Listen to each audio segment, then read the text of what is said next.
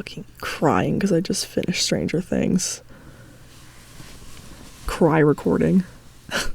Okay, so a little bit of explanation. I notice that I often watch a lot of movies that I have a ton of opinions on, but I also don't want to make an entire highly edited video on them. So basically I have this idea that occasionally I'll do some sort of first thought videos where I briefly review a newer film or a film I just saw and want to talk about, but without the baggage of a lot of editing, so I can save that for bigger, broader videos. So basically, I want to start with a short, non-spoiler review and then go into a first interpretations kind of thing. I don't know, I'm just gonna try it out and see how it goes. Anyways, enough disclaimer, onto the review/interpretation thing. So, I saw Midsommar, and oh boy, it was interesting.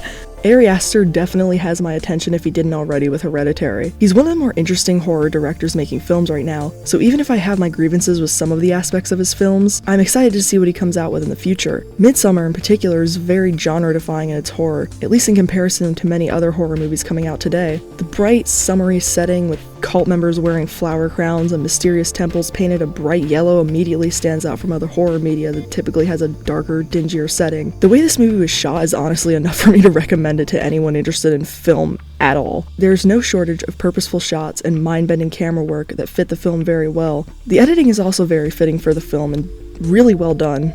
Honestly, I can confidently say that all of the visual aspects of Midsommar are some of the best I've seen in quite a while, especially for the horror genre. Each part of the presentation felt like it had a purpose as opposed to just showing off and saying, hey, look at what we can do with a camera. As for the acting, Florence Pugh definitely has a standout performance. She was incredible. The rest of the characters were also pretty well acted, pretty solid, although I will admit in comparison to the others, I thought Jack Rayner's performance was a little bit weaker at some parts. Some of his, I guess what I would call indifference could be on purpose. However, sometimes his character felt a little bit underacted. There were also a few cult members that didn't seem to do their best in the acting department. However, these moments were so small and insignificant and just really minor, and it didn't take away anything for me. As for the narrative, this is where I believe a lot of people are going to disagree with each other. Now, first thing to address is the film is very, very, very long.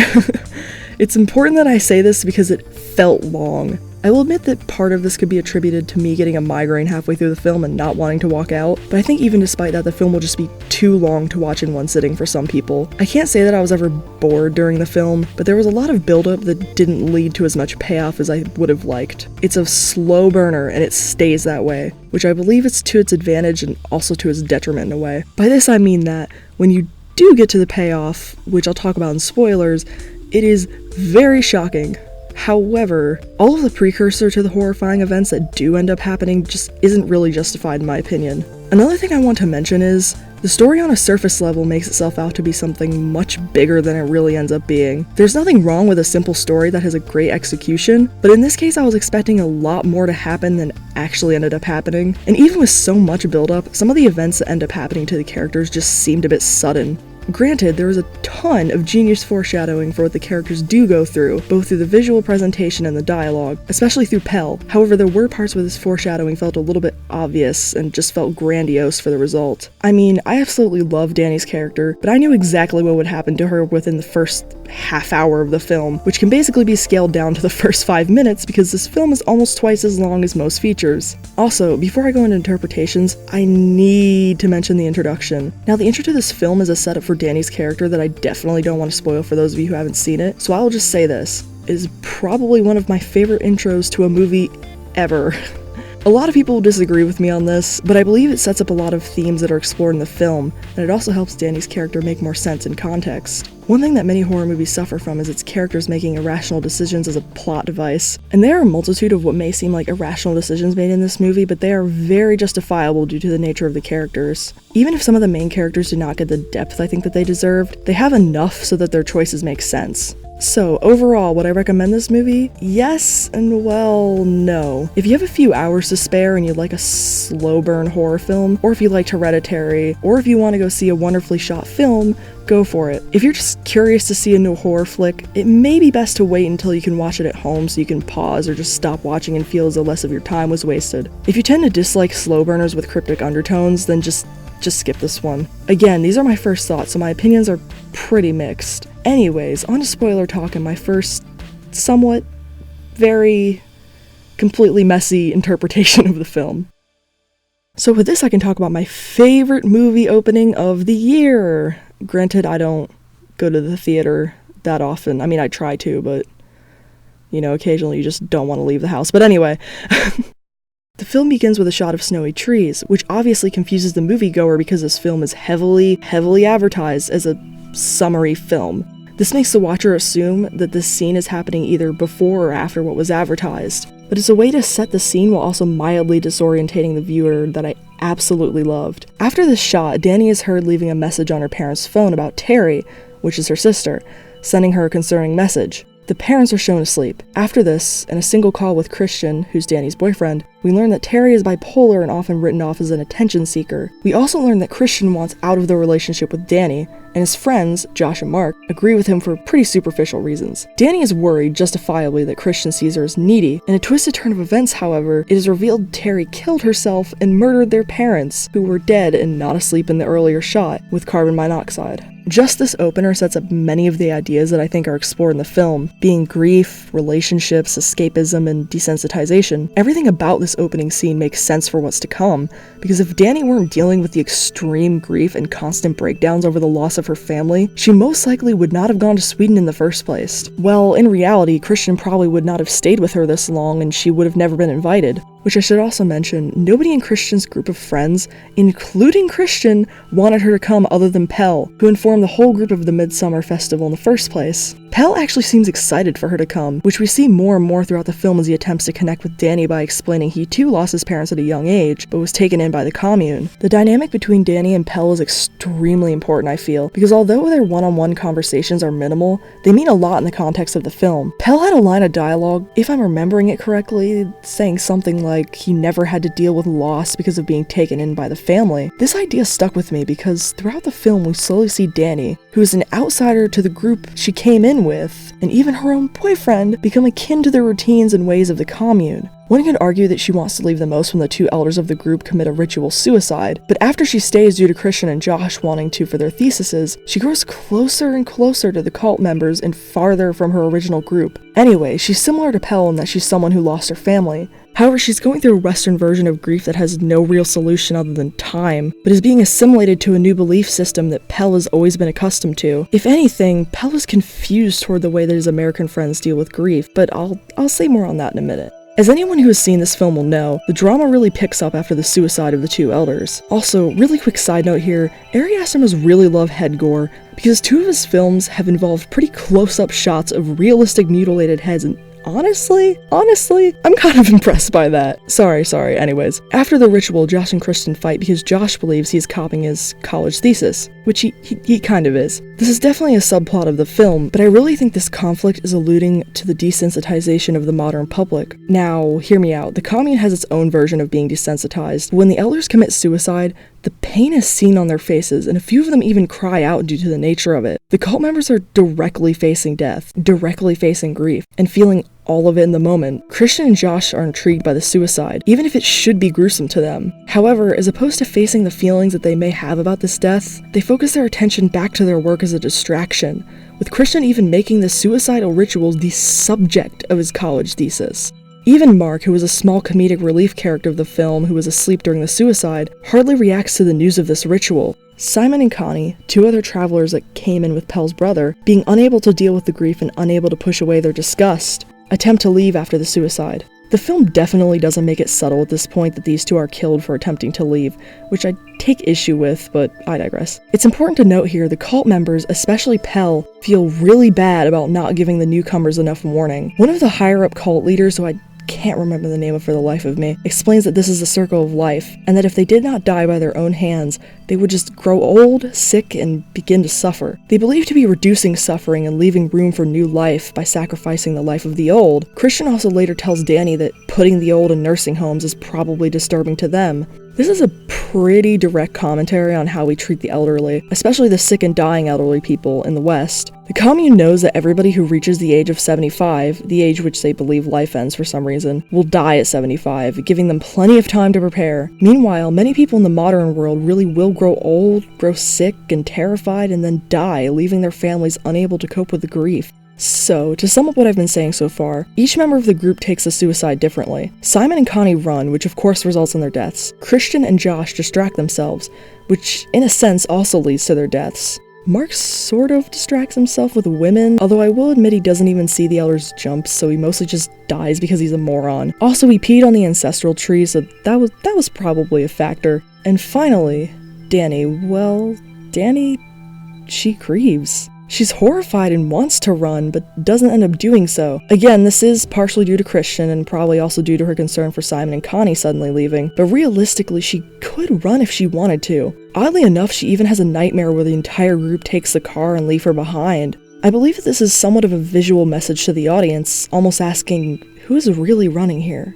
The mixture of the outsiders to the cult being desensitized and unable to truly cope with grief is devastating. I feel like another part of the puzzle here is escapism characters use to either avoid pain or to make themselves feel good, even when their beautiful, sunny surroundings and friends should be making them happy. I'm not saying, drugs are always bad, you have to be high on life, but in this movie drugs are either used to escape or just used by the cult to disorientate newcomers, or just both. Also, a lot of the time characters have bad trips, so the just have a little bit of fun on vacation idea doesn't really work here. The outsiders seem to always be looking for something to bring them happiness, while the cult members have already found it.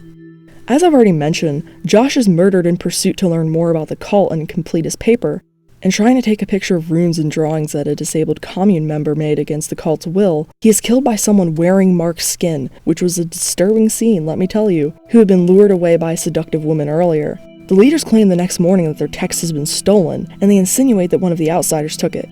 Christian, completely abandoning his friends, says he has nothing to do with it and doesn't associate with their actions. This catches Dani off guard, who throughout the whole film grows increasingly frustrated with Christian. There's even one point at a dinner table where she says that Christian would leave her alone like Simon left Connie alone, which, for context, is what the cult told them happened at first.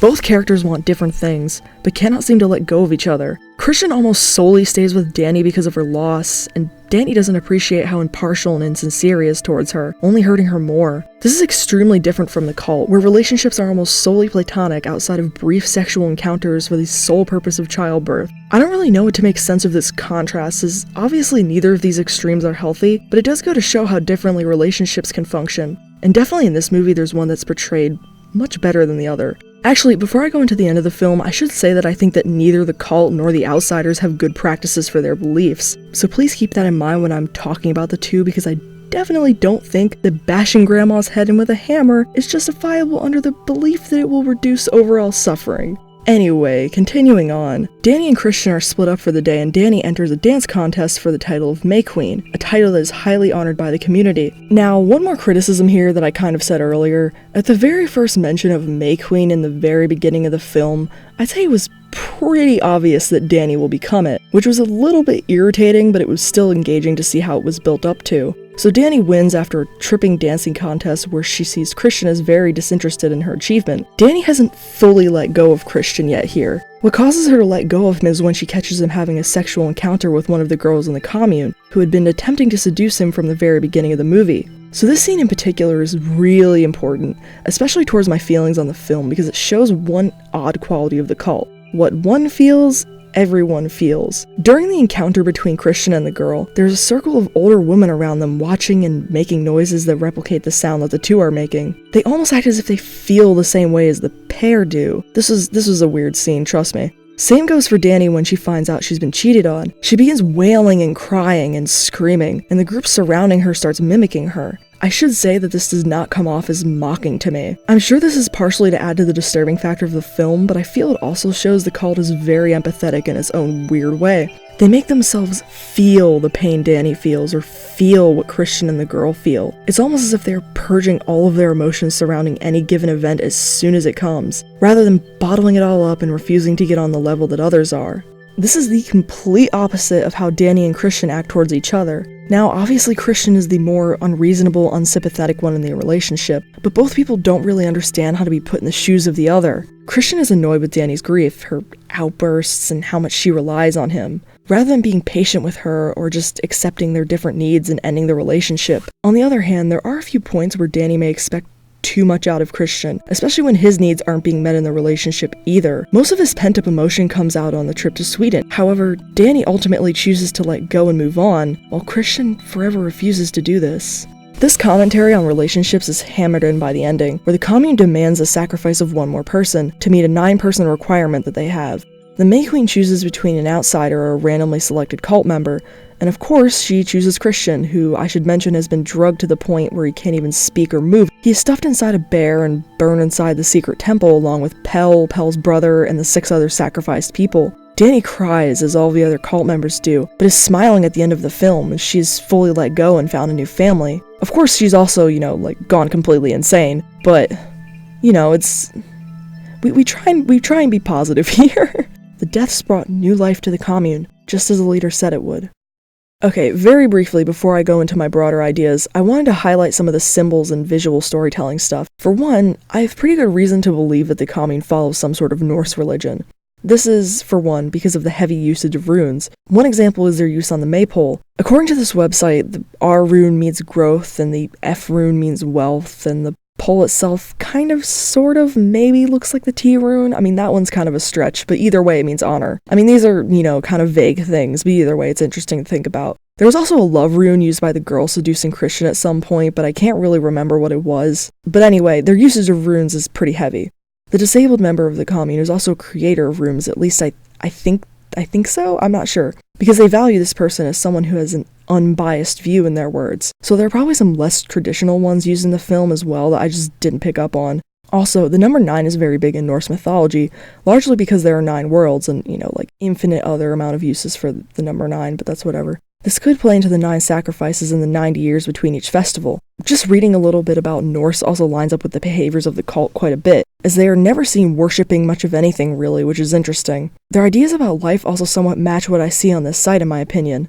These are mostly just consistencies I find interesting, and I would definitely have to see the film again to truly analyze each and every rune or picture or symbol and how it plays into the film. I mostly wanted to mention this stuff to say that the commune is most likely doing these specific rituals and holding these festivals under some sort of religion, so their philosophies aren't just coming from nowhere. Anyway, so basically this movie feels like a huge compare and contrast of perspectives on relationships, grief, and family. The commune is a perspective that will feel foreign to most of us watchers, while the perspective of the outsiders will feel more normal to us. This film also plays with the idea of practice versus perspective, as the perspectives of this cult, in reality, aren't that bad. Now, obviously, the suicide rituals, the sacrificial murder, burning people alive, all of the stuff that happened in this film that was horrible, all just to bring new life and new happiness, are not good practices and not good ways to back up their beliefs. Please don't think I'm saying that. Despite the beliefs that life is a circle and that people should choose not to avoid emotion, this is just not acceptable. This is too much, man. The cult almost sort of has good intentions as they sacrifice the outsiders they don't feel have good intentions and empathize with all the grief and agony felt by each other. To try and put into context what I'm saying, how do people in the West deal with death? Now, this doesn't necessarily have to be literal death, but the death of a relationship, a friendship, or just a project you've been working on, or just anything. Obviously, it will depend on the scale of the death, but most of us avoid the discomfort of death. We either quickly go into the next project or distract ourselves with drugs and alcohol or other entertainment, all while criticizing ourselves for not getting over it quick enough. The truth is, we never really got over it in the first place. We wonder why we break down for seemingly no reason and have days where we just can't do anything, long after this death occurred. Now, obviously, of course, we cannot always choose when our emotions come out. We cannot choose the predispositions we have for mental illness that may worsen how we feel or cope with trauma, small or large. We can't always choose what reminds us of a past failure or lost family members, but most of the time we can choose how to deal with these feelings when they come up. Rather than avoiding them at all costs and trying our best to just move on, we can notice the emotion and let it happen. We can let ourselves cry, let ourselves lie on the ground, and let ourselves think of all the frustrations and sadness surrounding the emotions. This goes for when we see others dealing with pain as well. Rather than immediately getting annoyed with them or worrying about them, we can lay on the ground with them, even if only for a few seconds to help them feel less alone. You may feel perfectly fine and you may need to get back to your own life, which is understandable, of course, but even just a little bit of empathy towards someone that's in pain can change how they're feeling a lot. It's not always easy, but any effort can help. I mean, correct me if I'm wrong here, but I believe when most people are down or upset, it would be super comforting to know that somebody else feels exactly the same as you and that your reaction isn't wrong. I mean, of course people can say that they feel similar or they feel the same, but you never really know. It's different when you truly just feel and know that somebody knows exactly what you're talking about. Everyone at the commune does this. They feel what others feel so that they can move on in a way that's happy and productive and doesn't leave them numb and empty. Danny, before going to the commune, was stuck in a perpetual state of avoidance and emotional buildup. Through staying at the commune, she learns to let go. She learns to get everything out as it comes and then feels relieved because of that. She learns it through the destructive ways of the cult, sure, but she does learn it. And it's something I believe Midsommar wants us, the audience, to learn a bit of too. Of course, it's important to avoid the murderous methods of the cult as much as it's important to avoid the self-destructive methods of the outsiders, but again, it provides us with a new outlook, even if in a horrifying way. So yeah, those are my first thoughts on Midsommar. Boy, did I write way more than I thought I was gonna write, and it's a complete mess, but you know what, that's fine. Again, this is mostly a thought dump, and some people might resonate with it, and some others may not. There are probably many more better thought out interpretations. There are also probably deeper dives into the specific symbolism that I've neglected to watch solely because I don't want to write a first untainted ideas video with my ideas tainted. So, as usual, hopefully somebody gets something out of this, and you can subscribe or comment your thoughts if you'd like, but that's all for me for now, so goodbye. Hopefully this kind of first thoughts video is something reoccurring, maybe? I don't know. But anyway, goodbye.